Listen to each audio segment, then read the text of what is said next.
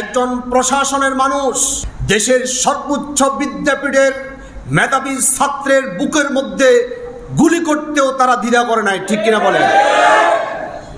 আপনাদেরকে বুঝতে হবে, প্রশাসনের চাকরি আপনাকে দেওয়া হয়েছে নির্দিষ্ট একটা দল বা গোষ্ঠীর নিরাপত্তা নিশ্চিত করার জন্য নয়, বরঞ্চ 18 কোটি মানুষের নিরাপত্তা নিশ্চিতের জন্য আপনাকে এই চাকরি দেওয়া হয়েছে।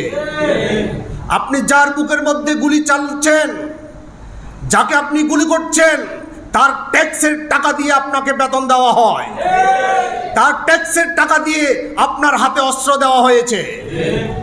যখন এই দৃশ্য গোটা পৃথিবী দেখেছে, নির্বাক কিং কর্তব্য বিমূঢ় হয়ে মানুষ শুধু তাকিয়ে আছে কি হচ্ছে।